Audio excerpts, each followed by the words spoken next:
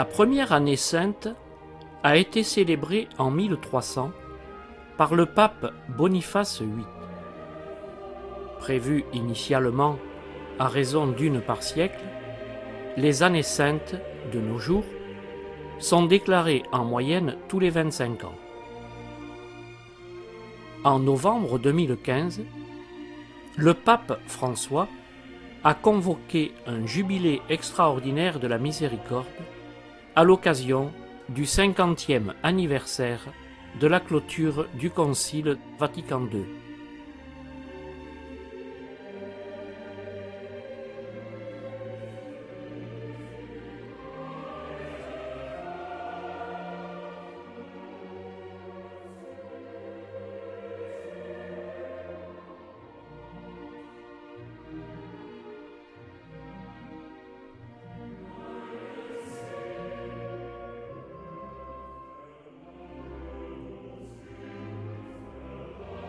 En ce samedi 9 avril 2016, le pape François, au cours de l'audience exceptionnelle à laquelle nous étions invités, nous a délivré son message, le devoir de l'aumône, qui est aussi ancien que la Bible. L'aumône peut sembler quelque chose de simple, mais l'aumône, dérivé du grec, signifie miséricorde. L'aumône s'exprime de nombreuses manières pour soulager les difficultés de ceux qui sont dans le besoin. Quand tu donnes, tu dois donner de bon cœur, dit le livre du Deutéronome. La charité requiert avant tout une attitude de joie intérieure et, sans se demander, ni porter de jugement, sur ce que celui à qui tu donnes fera de ce que tu lui donnes. L'aumône est un geste d'amour et d'attention sincère à qui s'approche de toi et demande ton aide sous n'importe quelle forme. Il faut se rappeler sans cesse qu'il y a plus de bonheur et de joie à donner qu'à recevoir. Telles furent les paroles du pape François. Si la démarche du jubilé de la miséricorde se concentre essentiellement sur les basiliques majeures et quelques autres sites religieux de la cité, nous avons pris, malgré tout, le temps d'entrecouper notre périple d'un peu de tourisme au fil des opportunités pour ne pas manquer au passage l'essentiel de cette ville lorsque l'on se trouvait à proximité. En effet, Rome est le berceau de la civilisation occidentale. Elle a une histoire qui s'étend sur plus de 2500 ans. Elle fut le centre de l'Empire romain pendant plus de 500 ans, puis devint, à partir du 1er siècle après Jésus-Christ, le centre de la communion ecclésiale. Les deux grandes figures de l'Église, Pierre et Paul, y subirent le martyre.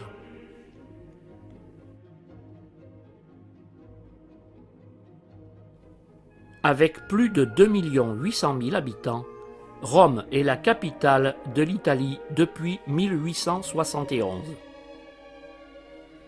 Nous sommes arrivés, avant de commencer notre jubilé, une journée à l'avance, ce qui nous a permis de passer par le palais à la mémoire de Victor Emmanuel II et par la colonne de Trajan pour nous rendre ensuite à l'église Saint-Ignace afin d'admirer la fresque de la voûte centrale et la fausse coupole en trompe-l'œil.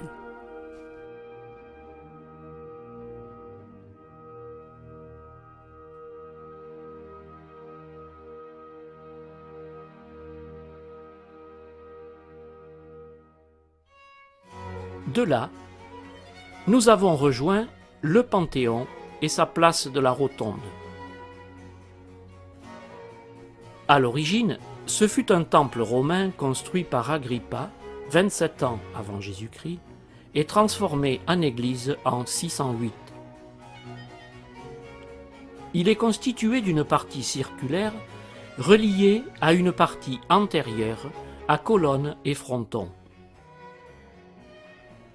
Lorsque l'on a franchi le seuil de ce bâtiment, on est frappé par l'harmonie et la sérénité majestueuse qui y règnent.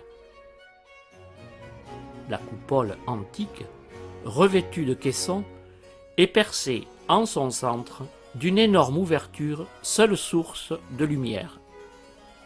Les niches ont été aménagées en chapelle.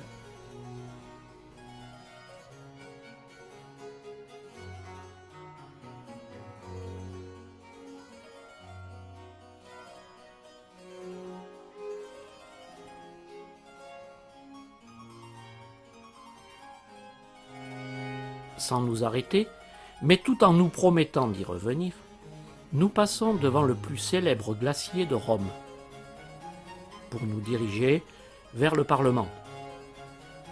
Il fut commencé par le Bernin.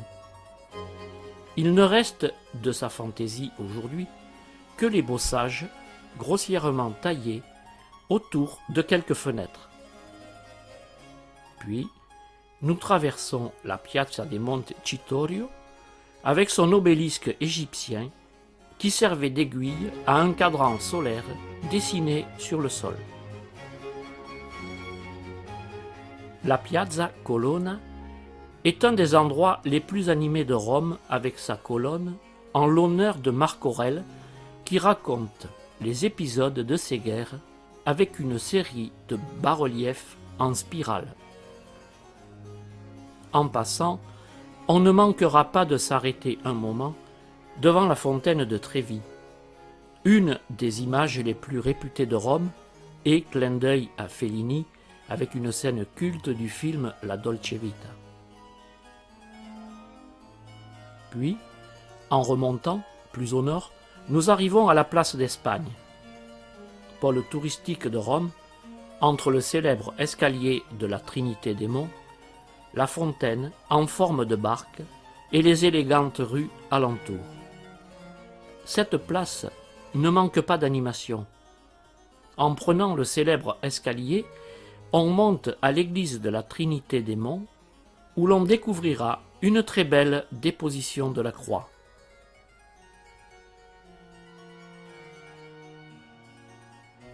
En sortant, nous faisons un petit détour pour passer devant la Villa Médicis, siège de l'Académie de France qui accueille des expositions temporaires, d'où l'on découvrira de belles vues sur la ville de Rome.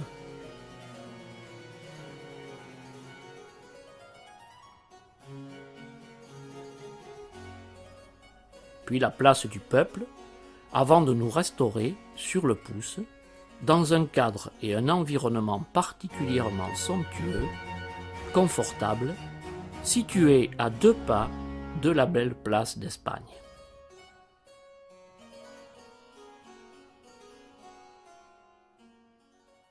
Après ce frugal déjeuner, la première basilique majeure que nous avons visitée est celle de Saint-Paul hors les murs. Sa porte centrale présente des épisodes de la vie de Saint-Pierre et Saint-Paul. Cette basilique fut construite sur la tombe du saint. À l'intérieur, le plafond à caissons, la nef centrale, le ciborium, l'abside, le transept sont saisissants.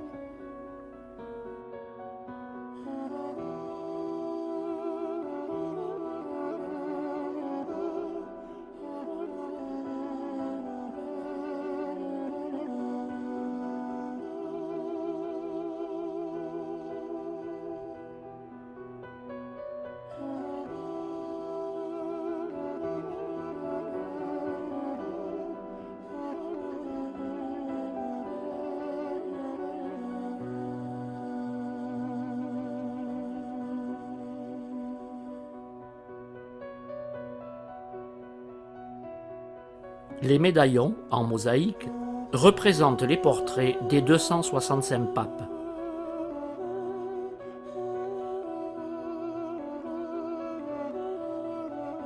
Sous l'arc triomphal, on peut descendre dans la confession où se trouve la tombe de saint Paul.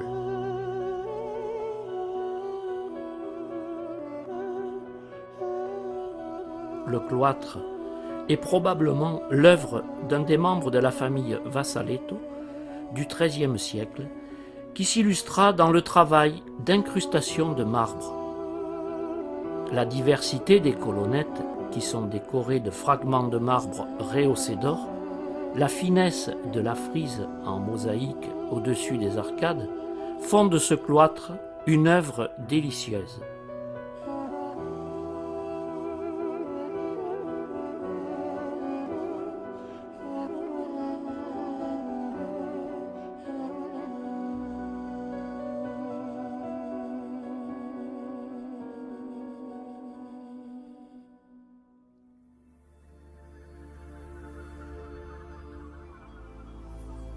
Le lendemain, après notre audience avec le pape François, nous visitons la deuxième basilique majeure, Saint-Jean de Latran. Dédiée au Sauveur, à Jean le Baptiste et Jean l'Évangéliste, elle est la cathédrale de Rome et la mère de toutes les églises. Le président de la République française en est de droit un chanoine, en mémoire aux bienfaits que la France apporta aux Latrans. C'est la première basilique de toute la chrétienté, construite à Rome, et jusqu'au XIVe siècle, elle fut le siège de la papauté. Elle a été construite sur la propriété de la famille Laterani, d'où son nom. La façade, avec sa balustrade, est ornée de 15 statues colossales.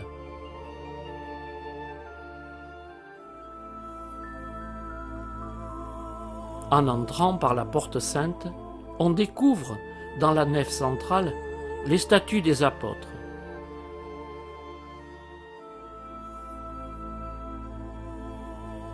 On notera le pavement cosmatesque qui consistait à découper finement et assembler des fragments de marbre antique.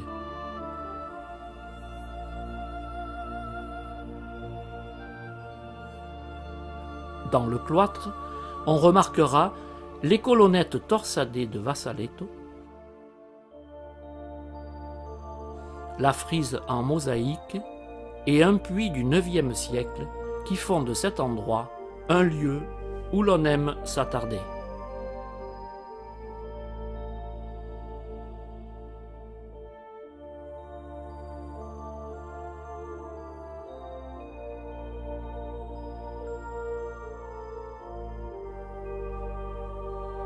En contournant Saint-Jean de Latran, on accède au premier et unique baptistère romain connu. Construit au IVe siècle, tous les chrétiens de Rome de cette époque y furent baptisés. À l'intérieur, la cuve baptismale est en basalte. Dans les chapelles, on découvre de magnifiques plafonds, fresques et mosaïques. En ressortant du baptistère, on arrive sur la place du Latran avec son bel obélisque égyptien de granit qui date du XVe siècle avant Jésus-Christ. Le pape Saint Clément, troisième successeur de Pierre, de 92 à 99, aurait donné son nom à la basilique éponyme qui aurait été érigée sur les lieux mêmes où se situait sa maison. À l'intérieur, on remarquera le plafond et les fresques des parois.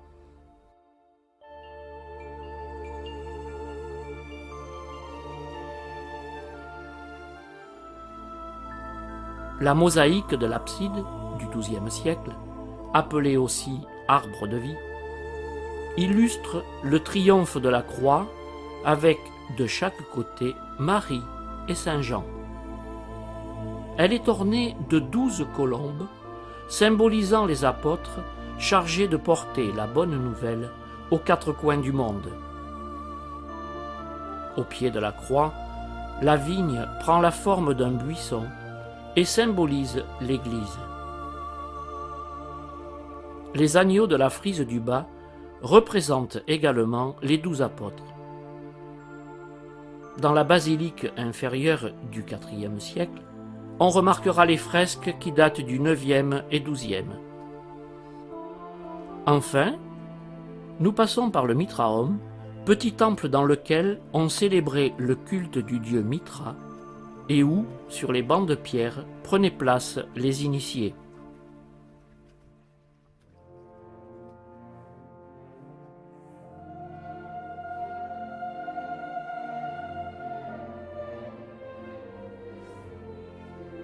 Le lendemain matin, nous commençons notre journée par la basilique Saint-Pierre, troisième basilique majeure de notre périple.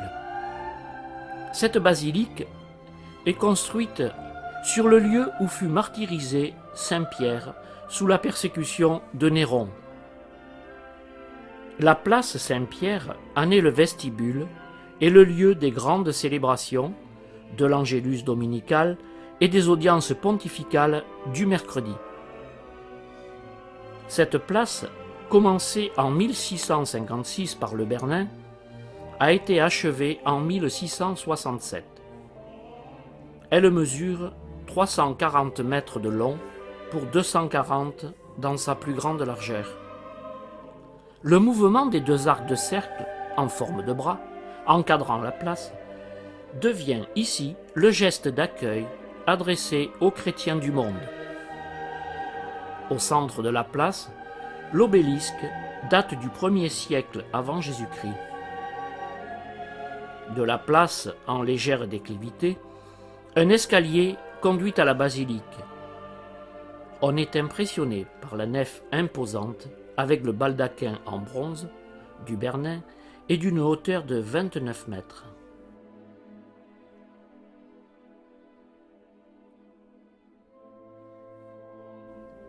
Les énormes piliers de la croisée du transept soutiennent la coupole monumentale.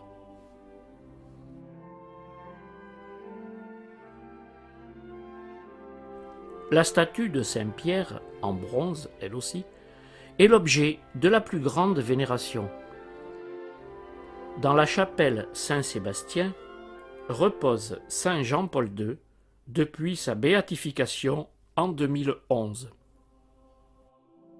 On passe devant les bénitiers que soutiennent des angelots joufflus avant d'entrer dans la chapelle de la Pietà, où la statue de marbre est le chef-d'œuvre de Michel-Ange qu'il sculpta en 1599 alors qu'il n'avait que 25 ans. En quittant la basilique, nous admirons les magnifiques fontaines, dont une attribuée au Bernin.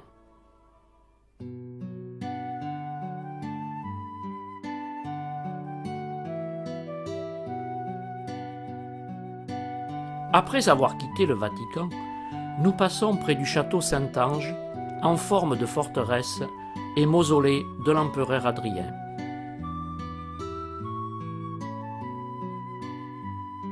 Nous traversons le pont Saint-Ange, un des plus élégants de Rome.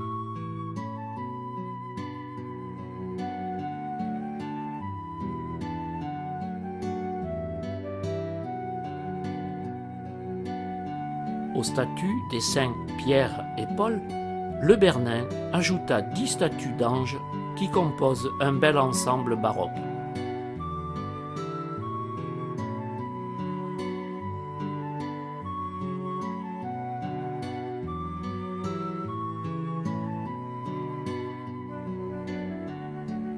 Notre chemin nous amène à la place Navone, quelque peu envahie par le marathon de Rome.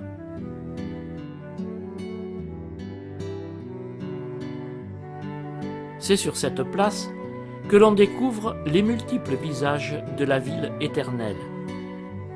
Le pape Innocent X demanda au Bernin de l'agrémenter de fontaines.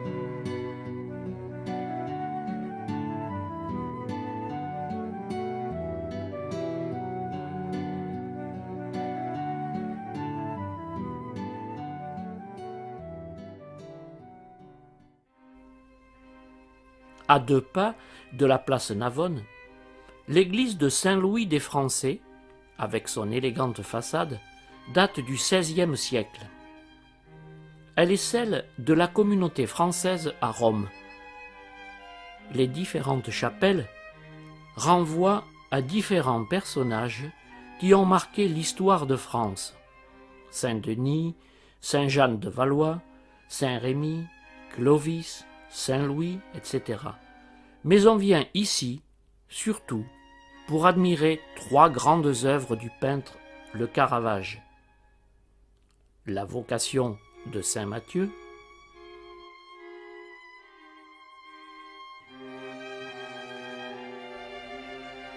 son martyre,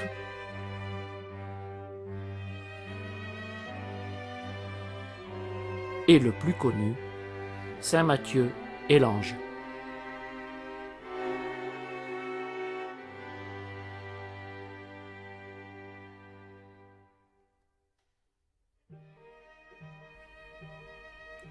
La place de la Minerve est ornée d'un obélisque bizarrement posé sur un éléphanteau exécuté par un élève du Bernin. La basilique Sainte-Praxède est dédiée à l'une des deux filles du sénateur Pudens qui aurait donné asile à Saint-Pierre. Avec sa sœur, Praxède se serait consacrée à l'ensevelissement des martyrs chrétiens. La mosaïque du chœur date du IXe siècle. Le Christ rédempteur est entouré des saints Pierre et Paul qui présentent les deux sœurs Praxède et Pudensienne. Au milieu de la nef droite, on accède à la chapelle Saint-Zénon. On remarquera au-dessus de la porte, et disposés en arc de cercle, deux rangées de portraits en médaillon, centrés, l'une sur le Christ entouré des apôtres, l'autre sur la Vierge à l'enfant entourée de saints. L'intérieur tout décoré de mosaïques sur fond d'or est fascinant.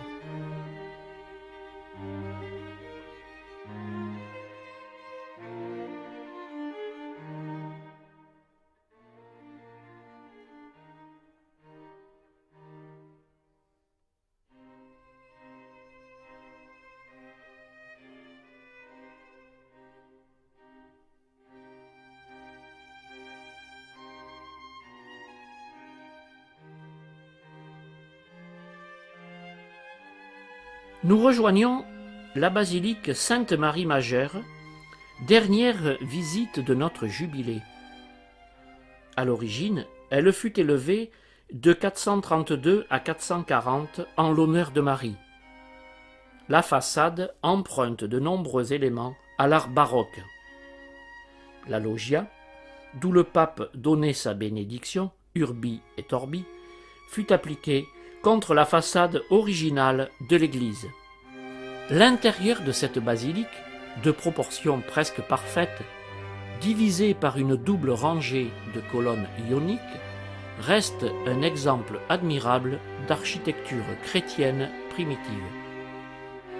Dans la nef centrale, les mosaïques sont incomparables.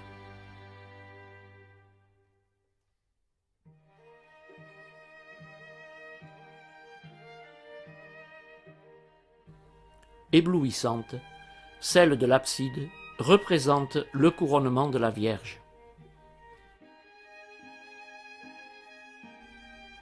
Le baldaquin, quant à lui, est imposant avec ses colonnes de porphyre où s'enroulent des rameaux en bronze.